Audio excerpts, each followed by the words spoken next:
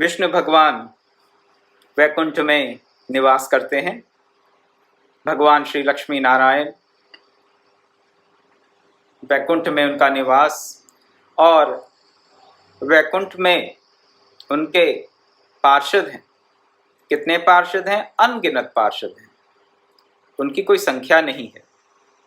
लेकिन जो प्रधान पार्षद हैं वो 16 पार्षद बताए गए हैं, और 16 को संस्कृत में षोडश कहा जाता है।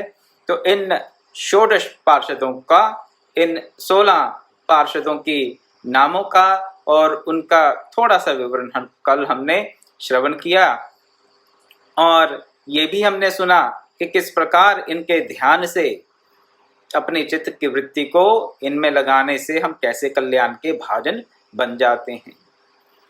भक्तमाल जी के रचयिता संत श्री नाभादास जी यही प्रार्थना करते हैं कि मेरी चित्त की वृत्ति वहीं लगी रहे जहां पर भगवान के ये 16 पार्षद हैं। यानी कि वो अपने चित्त की वृत्ति को वैकुंठ में ही लगाए रखना चाहते हैं। वैकुंठ का शाब्दिक अर्थ क्या है? वैकुंठ, जहां पर किसी भी प्रकार की कुंठा ना हो। कुंठा क्या होती है?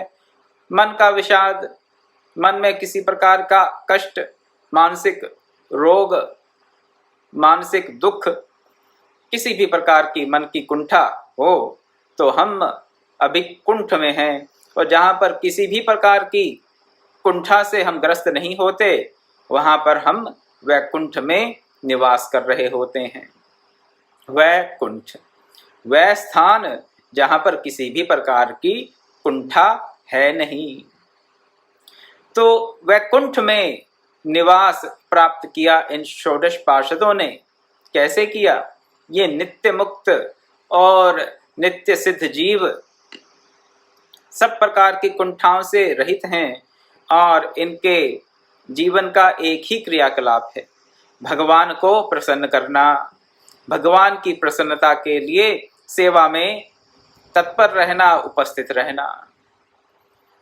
संत नाभादास जी के भक्तमाल पर टीका लिखी गई श्री प्रियादास जी द्वारा। वो टीका भी लिखी गई काव्य में ही टीका लिखी गई, और कवित्त छंद में उस टीका को लिखा गया। भक्तमाल ग्रंथ की रचना हुई 56 छंद में, और इन पर टीका लिखने वाले श्री प्रियादास जी ने टीका लिखी कवित्त में।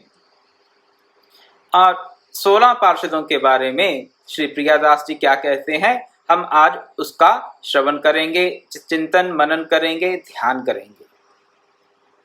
श्रवण करें, फिर मनन करें, चिंतन करें, ध्यान करें, उससे हम कल्याण के अवश्य ही भाजन बनेंगे। तो प्रियादास जी के शब्द कवित्त छंद में आपके सामने रखता हूं। पार्षद मुख कहे सोरा स्वभाव सिद्ध, सेवा ही की रिद्धि ये राखी बहु जोरी कहे। श्रीपति नारायण के प्रीणन प्रवीण, महाध्यान करें जन पाले भाव धृग कोरि के। सनकादि दियो शाप प्रेरी के दीवाओ, आप प्रगटे हुए कहो पियो सुधा सिमी घोरी के। गही प्रतिकूलताई जो पै यही मन भाई, याते रीति हद गाई धरी रंग बोरी के। यहाँ पर प्रियादास जी उस घटना का वर्णन कर रहे हैं जहां पर श्राप मिल जाता है जय विजय को। जय विजय को श्राप देने वाले कौन?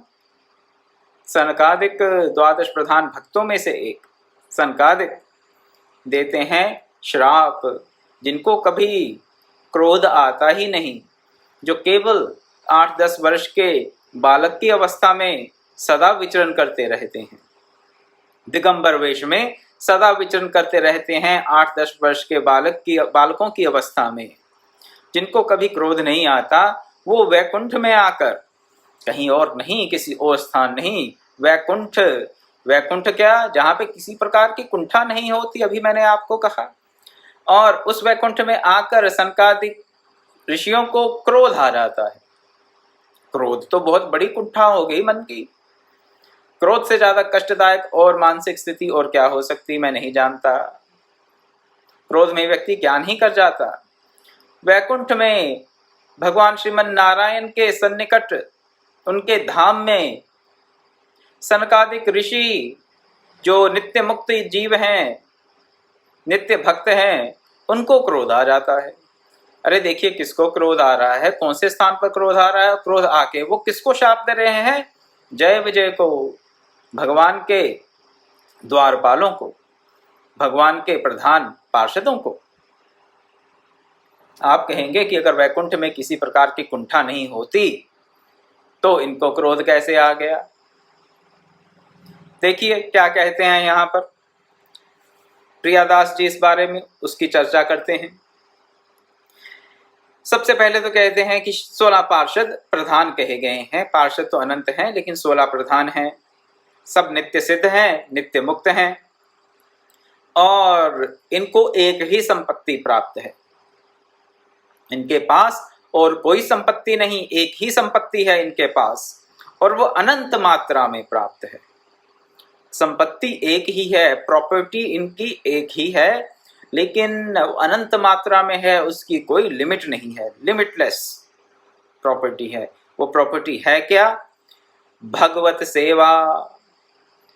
भगवत सेवा रूपी अनंत संपत्ति इनको प्राप्त है, अपने हृदय में उसको सहेज कर रखे हुए हैं। भगवत सेवा से ऊपर कोई संपत्ति है नहीं भक्त के लिए।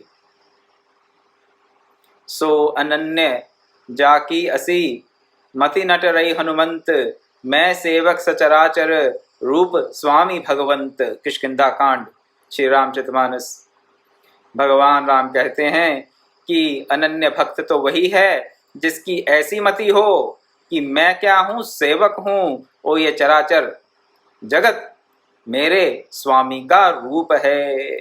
मैं सेवक, मैं भक्त नहीं कहा, मैं सेवक कह दिया भगवान ने वहां पर अनन्य भक्ति का लक्षण बताते हुए। भक्त वही है जो सेवक है, जो सेवक नहीं वो भक्त कैसा? जिसमें सेवा का भाव नहीं उसकी भक्ति में वो रस नहीं आ सकता। सेवा चाहे किसी भी भाव से की जाए, सख्य भाव से की जाए, माधुर्य भाव से की जाए और किसी भाव से की जाए, लेकिन भक्ति में सेवा का स्थान तो है ही। बिना सेवा भाव के भक्ति अधूरी है, अगर भक्ति है भी है तो। और बिना सेवा के भक्ति होगी कैसे, ये मेरी समझ से तो बाहर की बात है। सुधीजन इन पे, प्रबुद्ध जन इस पे थोड़ा विचार करें। क्या बिना सेवा के भक्ति हो सकती है? मेरी दृष्टि में तो नहीं हो सकती। तो भगवत सेवा से बढ़कर भक्त के लिए कोई संपत्ति नहीं। चराचर जगत को अपने स्वामी का, अपने भगवान का रूप मानते हुए उसकी सेवा में निरंतर सतत अनुरक्त रहें, ये है भगवत सेवा रूपी संपत्ति। और ये भगवत सेवा रूपी संपत्ति अनंत मात्रा में प्राप्त है। किनको? भगवान के पार्षदों को। क्या हमें प्राप्त है? अवश्य प्राप्त हो सकती है अगर हम चाहें तो। अगर हम चाहें तो भगवत सेवा रूपी अनंत संपत्ति, सर्वोत्तम संपत्ति हमें प्राप्त हो सकती है। प्राप्त है ही, लेकिन हम उसको अपनाते नहीं हैं। जो करें भगवत सेवा हो, जो करें वो भगवत सेवा हो। गुरु के एक भजन में लोग ऐसा गाते हैं, गुरुदेव मेरे दाता मुझ पे ये कृपा कर दे, सेवा सुमिरन सत्संग मेरी झोली में भर दे। क्या मांगते हैं? 3 चीजें, सेवा, सुमिरन और सत्संग। भगवत सेवा में रहें, भगवान का चिंतन करते रहें और सत्संग का लाभ लेते रहें। सत्संग होगा तो सुमिरन होगा, सत्संग और सुमिरन चलता रहेगा तो सेवा होती रहेगी। सत्संग नहीं होगा, सुमिरन नहीं होगा तो फिर मन जगत में भटकेगा, संसार में भटकेगा। जब संसार में मन भटकेगा तो फिर भगवान की सेवा कहाँ से होगी? फिर तो संसार की ही सेवा करेंगे, फिर तो अपने शरीर की ही सेवा करेंगे। भगवान की सेवा तभी संभव है जब हम सत्संग प्राप्त करें, सत्संग के साथ साथ भगवान का स्मरण रखें, निरंतर स्मरण रखें, और सत्संग और सुमिरन के साथ फिर सेवा संभव होगी। सत्संग सुमिरन नहीं होगा, माया में घूमते रहेंगे और माया की सेवा करेंगे। हमें खुद चयन करना है कौन सा मार्ग हमें चाहिए। इसलिए नित्य सत्संग में भाग लें, मेरा ये आप सबसे निवेदन रहता है। क्यों निवेदन रहता है? सत्संग से हम माया के चिंतन से बचते हैं। माया के, जगत के, संसार के चिंतन से बचने से क्या होगा? हमारा चिंतन जो है मायातीत के चरणों में होगा, चिंतन होगा उस मायातीत, उस भगवान के भक्तों का, भगवान के पार्षदों का। मायातीत का चिंतन करेंगे तो मायातीत की सेवा करेंगे। मायातीत का, भगवान का स्मरण नहीं करेंगे तो संसार का स्मरण होगा। जिसका स्मरण होगा उसका चिंतन होगा और उसी की फिर सेवा बन पड़ेगी। तो भगवत सेवा रूपी अनंत संपत्ति इन प्रधान पार्षदों को प्राप्त है। थोड़ी मात्रा में नहीं, अनंत मात्रा में। ये जितना चाहें उतने भगवान की सेवा करते हैं, कर सकते हैं। कोई लिमिटेशन नहीं है। हमारी भी वही स्थिति हो सकती है। इस शरीर के रहते ही वो स्थिति हो सकती है। अवश्य नहीं कि शरीर त्याग के पश्चात ही वैकुंठ जाएं। शरीर रहते ही हम वैकुंठ को प्राप्त कर सकते हैं। शरीर रहते ही, इस शरीर में रहते हुए ही हम सब कुंठाओं से मुक्त हो सकते हैं। अगर सब कुंठाओं से मुक्त हो गए तो वैकुंठ में हम पहुंच गए, और वैकुंठ पहुंच गए तो फिर सेवा और सुमिरन का अवलंब लेकर ही वैकुंठ पहुंचेंगे। और वैकुंठ पहुंचने के पश्चात भी अगर सुमिरन सत्संग का अवलंब लेते हुए भगवान की सेवा में निरंतर रहेंगे तो भगवत सेवा रूपी अपार संपत्ति, अनंत संपत्ति हमें प्राप्त हो जाएगी। इस संपत्ति को छोड़कर किसी और संपत्ति में अगर अनुरक्ति होगी फिर इस संपत्ति को हम प्राप्त नहीं कर सकते। इस संपत्ति को जो परम लाभ बोलता है, सुनता है, समझता है, मानता है और जानता है, कौन सी संपत्ति को? भगवत सेवा रूपी संपत्ति को जो परम संपत्ति जानता है वही इसे प्राप्त कर सकता है।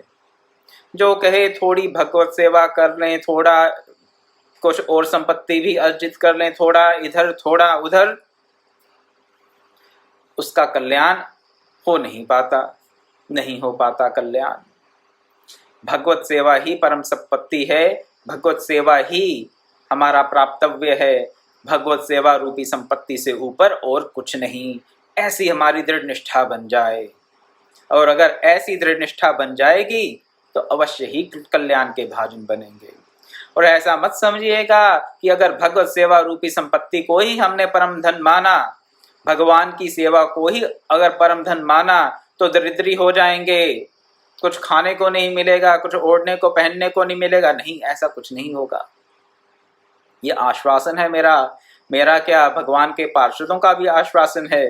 भगवान स्वयं कहते हैं गीता में, योगक्षेम वहां में हम तेषाम नित्य अभ्युक्ता नाम योगक्षेम वहां में हम। योगक्षेम की वो चिंता करेंगे कब? जब हम नित्य अभ्युक्ता नाम, नित्य अपने मन को, अपने सब कार्यों को भगवान की सेवा समझकर ही करेंगे। वो स्थिति हो तो कल्याण अवश्य होगा। भगवान खुद ध्यान रखेंगे। भगवान के भक्त, भगवान के पार्षद, संतजन, गुरुजन हमें अवश्य ही आशीर्वाद देंगे और किसी प्रकार की कोई क्षति हम तक नहीं पहुंच पाएगी। भगवान के पार्षद तो खुद कहते हैं कि गदा लेकर, भगवान के पार्षद कहते हैं, धर्मराज कहते हैं क्या कि जो भक्त भगवान को ही साध्य और साधन मानते हैं, भगवान की गदा उनकी सदा रक्षा करती रहती है। हम स्वयं अपनी रक्षा करने में समर्थ नहीं हैं। आप चाहे जितने सिक्योरिटी गार्ड रख लें। अभी कुछ समय पहले हमारे एक मित्र हैं, ट्रिनिडाड में रहते हैं, कैरेबियन कंट्री है एक ट्रिनिडाड। वहां रहते हैं, अपार संपत्ति है, पिता का बहुत बड़ा व्यवसाय है, अपार संपत्ति है, लेकिन वहां पर रहना नहीं चाहते। क्यों नहीं रहना चाहते? अपार संपत्ति है लेकिन अपने जान का भय लगा रहता है उन्हें। बता रहे थे मुझे कि काफी वर्ष पहले उनके भाई को किडनैप कर लिया गया था। किडनैप करने के पश्चात 3 दिन तक उनका पता न चला, उसके बाद उनको सकुशल प्राप्त कर लिया गया। लेकिन इसके चलते कहते हैं कि मैं घर से निकलता हूं जब भी काम के लिए, तो मुझे डर बना रहता है कि किसी भी वक्त यहाँ कुछ भी हो सकता है। वो बहुत सिक्योरिटी खरीद सकते हैं, सिक्योरिटी गार्ड रख सकते हैं, अपनी सिक्योरिटी के लिए सब कुछ कर सकते हैं, और किया भी होगा उन्होंने, जहां तक मैं जानता हूं। लेकिन फिर भी भय बना हुआ है, भय बना हुआ है कि किसी भी वक्त कुछ भी, घर से बाहर हैं तो फिर सुरक्षित नहीं है, ऐसा उनका मन का भाव बना हुआ है। इसलिए वो उस देश में रहना ही नहीं चाहते।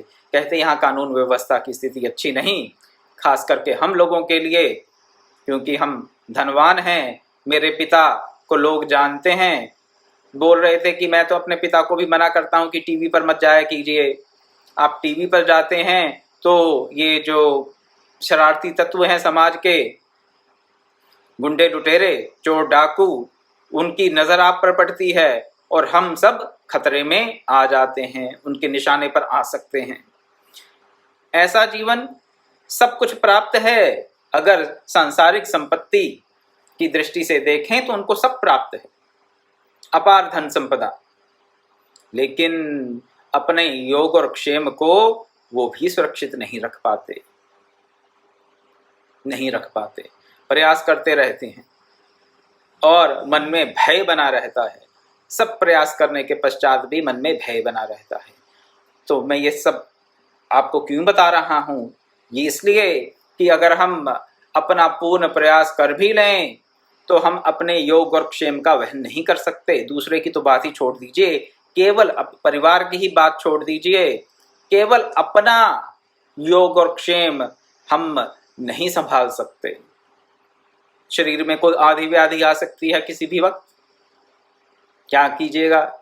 धन आ सकता है, जा सकता है, कुछ भी हो सकता है, किसी भी प्रकार की संपत्ति का नाश हो सकता है, शरीर का भी नाश हो सकता है। तो हम अपने योग और क्षेम को वहन करने में समर्थ नहीं हैं। चाहे जितना हम प्रयास कर लें, हम अपने योग और क्षेम का वहन नहीं कर सकते, और अगर कर नहीं सकते तो उसमें इतना अथक परिश्रम क्यों करते रहते हैं? इसी को तो माया कहा जाता है। माया। सोचते हैं कि और लोग तो नहीं कर पाए, लेकिन मैं दूसरों से थोड़ा अलग हूँ, मैं ज़्यादा समझ रखता हूँ, आई एम मोर इंटेलिजेंट, मैंने दूसरों की गलतियों से सीखा है, तो मैं दूसरों से अच्छा जानता हूँ, इसलिए और नहीं कर पाए, अगर आज तक कोई नहीं कर पाया तो कोई नहीं, मैं तो कर लूँगा, मेरे साथ ऐसा नहीं हो सकता, दूसरों के साथ हो सकता है, मेरे साथ नहीं ऐसा हो सकता। दूसरे लोग मरते हैं, मुझे मृत्यु नहीं आएगी, अपनी मृत्यु के बारे में हम सोचते ही नहीं। दूसरों को आदि व्याधि आती है, नहीं हमें नहीं आएगी, हम तो बहुत योगाभ्यास करते हैं, प्राणायाम करते हैं, ये करते हैं, वो करते हैं, बड़ा नियमित आहार करते हैं, बड़ा नियमित हमारा सोना उठना है, इसलिए हमें किसी प्रकार की आदि व्याधि नहीं आएगी। अपने योगाभ्यास का, अपने प्राणायाम का, अपने आहार विहार का हमें अवलंब मिल जाता है कई बार, लेकिन नहीं, इससे हमारे योग और क्षेम का वहन हो जाए इसकी कोई गारंटी नहीं, कोई गारंटी नहीं। मृत्यु तो फिर भी आएगी ही, आदि व्याधि भी आ सकती है, दुर्घटना हो सकती है। हम अपने योग और क्षेम का वहन नहीं कर सकते, और जब नहीं कर सकते तो उसके बारे में हमें, ठीक है, अपना करणीय कर्म अवश्य करना चाहिए, शरीर का ख्याल रखें अवश्य ही, लेकिन योगाभ्यास भी अवश्य करें, प्राणायाम भी अवश्य करें, और आहार को भी नियमित अवश्य रखें, लेकिन इससे आज तक कोई अमर हुआ नहीं और हो नहीं सकता। अमरत्व की प्राप्ति केवल योगाभ्यास प्राणायाम और केवल कह रहा हूं, ये सहायक हो सकते हैं, ये सहायक होते हैं, इसमें संशय नहीं। लेकिन सोचें केवल योगाभ्यास प्राणायाम युक्त और नियमित आहार से हम अमरत्व को प्राप्त कर लेंगे, तो केवल इससे नहीं होगा, भगवत शरण लेनी ही पड़ेगी, अन्यथा बात नहीं बनेगी। तो जब हम अपने योग और क्षेम का वहन नहीं कर सकते और भगवान ही जब हमारे योग और क्षेम का वहन करने में समर्थ हैं और कोई नहीं, तो क्यों ना हम अपने जीवन को अपने योग क्षेम में लगाने की बजाय भगवत सेवा में लगाएं। जो भगवान हमें ये गारंटी दे रहे हैं, आश्वासन दे रहे हैं गीता में कि जो सतत मेरा ध्यान करता है उसकी जितनी भी नीड्स हैं, ऐसा समझ लें जो नीड्स हैं उनको मैं फुलफिल करता हूँ। योग अक्षीम से ऐसा समझ लीजिए कि बेसिक रिक्वायरमेंट्स को वो फुलफिल कर देते हैं। अगर वो करते हैं तो उन्हें करने दीजिए, हम अपना करणीय कर्म करें। और हमारा करणीय कर्म क्या है? भगवत सेवा। भगवत सेवा ही भक्त के लिए एक करणीय कर्म है, अन्यथा और कुछ करने के लिए इस जगत में है नहीं। There is nothing else meaningful to be done. There is nothing else meaningful to be done by a devotee apart from service to his इष्टदेवा। इष्टदेव का स्मरण करें, चिंतन करें, उन्हीं की सेवा करें और आपको फिर अपनी चिंता करने की आवश्यकता होगी ही नहीं। अपनी चिंता के लिए समय ही ना रहे। ऐसा जीवन जिएं कि अपनी चिंता करने का समय ही ना रहे। षोडश पार्षदों का ऐसा जीवन है। परम धन किसको मानते हैं? भगवत सेवा को। उसके अलावा किसी को धन मानते ही नहीं। परम चतुर हैं, लक्ष्मीपति नारायण को प्रसन्न करने में जानते हैं, सेवा करते हैं, सेवा करने में दक्ष हैं। भगवान की सेवा करते हैं और सेवा करने में दक्षता भी है। योग कर्मसु कौशलम। सेवा रूपी कर्म में, सेवा कार्य में दक्ष हैं, जानते हैं कि भगवान को कैसे प्रसन्न किया जाता है। लेकिन ये जो ज्ञान है ये तो भगवत कृपा से ही प्राप्त होता है, अपनी बुद्धि से नहीं। शास्त्र से भी इसे प्राप्त नहीं किया जा सकता जब तक गुरु कृपा और भगवत कृपा से उस शास्त्र के गूढ़ अर्थ को हम समझ ना लें।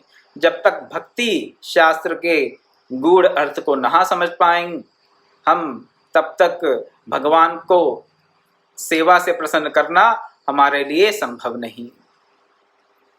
और इस गूढ़ अर्थ को जब समझ जाएंगे भक्ति शास्त्र के, तब भी हम सेवा में दक्ष हो पाएंगे। तब तक हम प्रयास करते रहें, गुरु से, इष्ट से प्रार्थना करें कि हमें वो दक्षता प्रदान करें।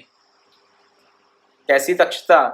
ऐसी दक्षता प्रदान करें कि हम अपनी सेवा से गुरु को, इष्ट देव को प्रसन्न कर लेंगे, प्रसन्न रहें वो हमारी सेवा से।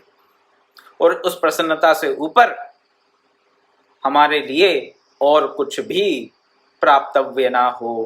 केवल और केवल, केवल और केवल क्या? भगवत सेवा करें। किस लिए करें? केवल और केवल भगवान की प्रसन्नता के लिए। केवल बहुत इंपॉर्टेंट है यहाँ पर। उसके साथ और कुछ जोड़ देंगे कि ये भी और वो भी, तो फिर बात नहीं बनेगी। दो बातें जानते हैं भगवान के प्रधान पार्षद, क्या? कि भगवत सेवा ही परम संपत्ति है। और दूसरी बात क्या जानते हैं? वो भगवत सेवा कैसे की जाए, किस प्रकार की जाए कि भगवान की प्रसन्नता प्राप्त हो, भगवान प्रसन्न हो हमसे, वो ये भी जानते हैं। सेवा तो सेवा तभी होती है जब उससे स्वामी प्रसन्न हो। अगर सेवा से स्वामी प्रसन्न ना हुआ तो उसको सेवा कहा नहीं जा सकता मेरी दृष्टि से। स्वामी की प्रसन्नता जिसमें निहित है वही सेवा कार्य कहा जा सकता है। तो सेवा को परम संपत्ति मानते हुए और उस सेवा में इतनी दक्षता है उनकी कि अपनी सेवा से भगवान को वो प्रसन्न कर लेते हैं। और ये सेवा करते हुए, दक्षता सेवा करते हुए साथ साथ क्या करते हैं? भगवान का ध्यान, भगवान का ध्यान। कर्म करें शरीर से और हृदय में भगवान का ध्यान करें। कर से कर्म करे विधि नाना।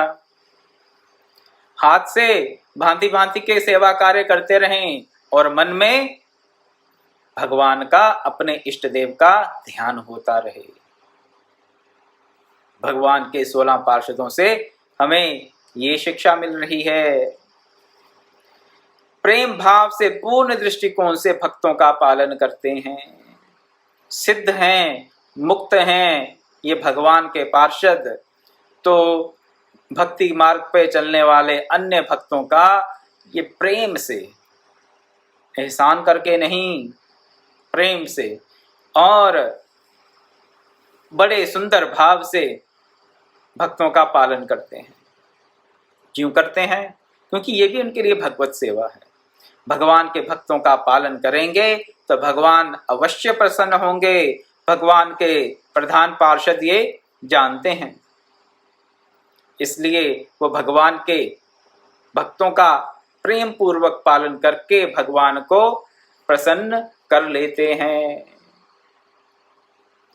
आगे बताते हैं कि जय और विजय को जो श्राप मिला वो किससे मिला? स्वयं नारायण भगवान की प्रेरणा से। जय विजय को श्राप मिला सनकादिक ऋषियों से। ऐसी घटना पुराण में हमें वृतांत हमें सुनने को मिलता है अपने शास्त्रों में कि एक बार सनकादिक ऋषि सनक सुनंदन, सनत कुमार, सनत सुजात वैकुंठ गए। वैकुंठ के द्वार पर पहुंचे तो जय विजय वैकुंठ के द्वारपालों ने उनको रोक लिया कि आप अंदर नहीं जा सकते। सनकादि ऋषियों ने कहा कि हमारी तो निर्बाध गति है, हम तो कहीं भी जा सकते हैं, हमें रोकने वाला कौन है? जय विजय कहते हैं कि हम तो अपने कर्तव्य का पालन कर रहे हैं, we are just fulfilling our duty, इसलिए हम आपको रोक रहे हैं। आपको अंदर जाने का अधिकार नहीं है, प्रभु की आज्ञा होगी, भगवान श्रीमन नारायण की आज्ञा होगी तो हम आपको अंदर जाने देंगे, अन्यथा नहीं। सनकादिक ऋषियों को क्रोध आ जाता है। जो परम शांत स्वभाव के हैं, हमेशा ब्रह्म भाव में रहते हैं, उनको क्रोध आ जाता है।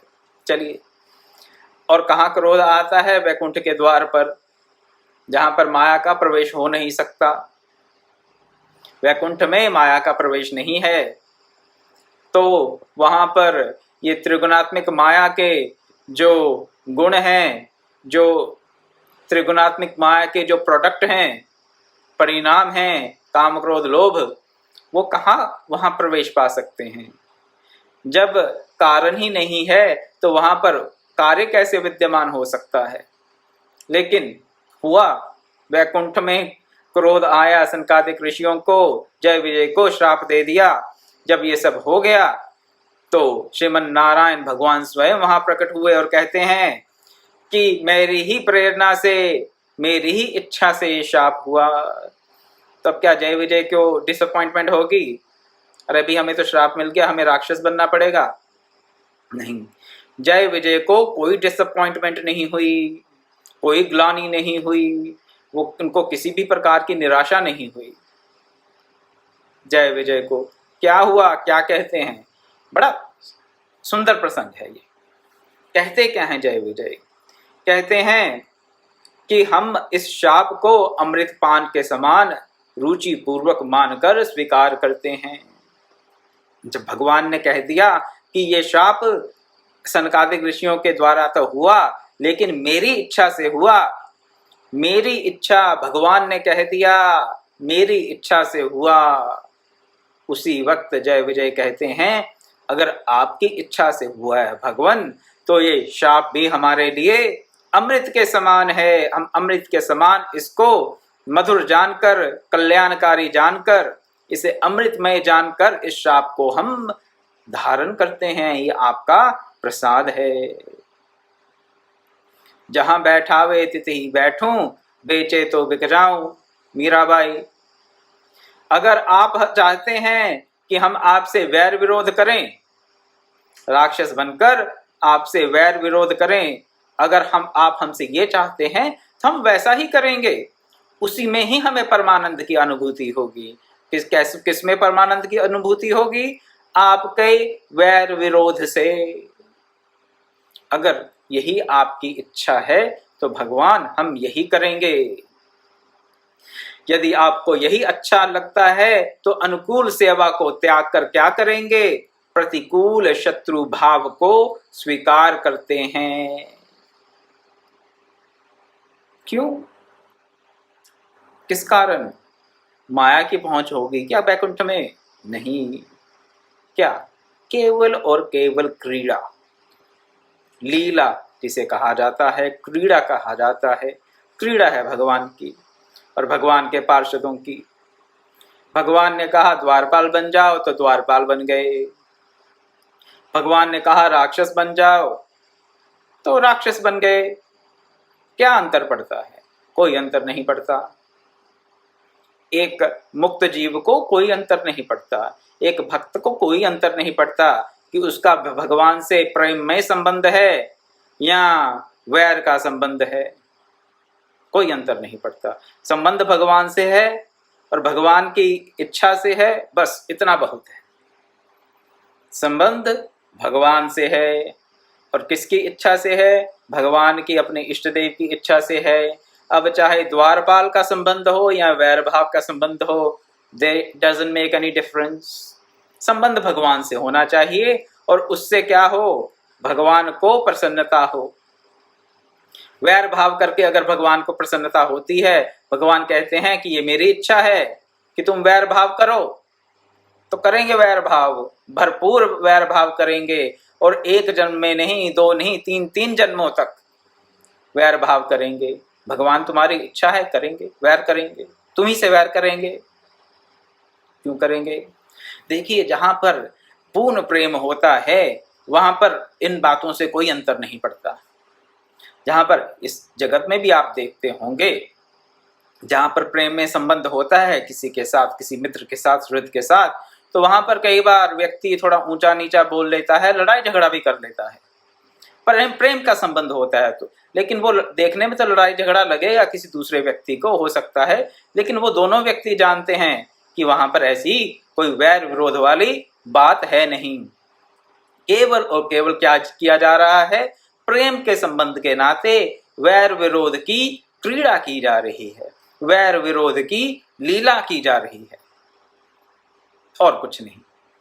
यहां किस लिए? क्रीड़ा के नाते लीला। लीला क्यों करते हैं भगवान? आनंद देने के लिए अपने भक्तों को, और कुछ नहीं।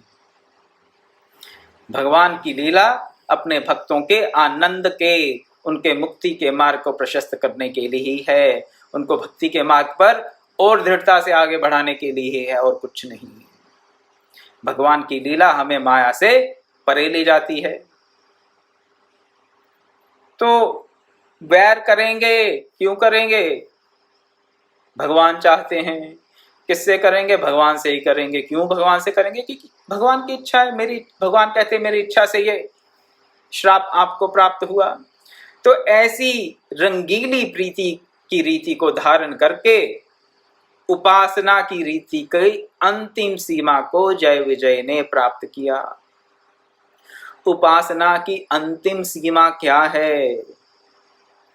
हाँ, थोड़ा विचार करें। हम तो कहते हैं कि हाँ, उपासना की अंतिम सीमा शांत भाव की उपासना है, या कहेंगे, हर किसी का अपना अपना मत है। शांत भाव की उपासना को कई उपासना की अंतिम सीमा बताते हैं, कई माधुर्य भाव को उपासना की अंतिम सीमा बताते हैं, कई दास्य भाव को उपासना की अंतिम सीमा बताते हैं, कोई सख्य भाव को उपासना की अंतिम सीमा बताते हैं। परमहंस जन कहते हैं कि वात्सल्य भाव ही उस उपासना की अंतिम सीमा है। वात्सल्य भाव, प्रभु को अपने पुत्र के रूप में, पुत्री के रूप में देखना। ये परमहंसों की परंपरा है।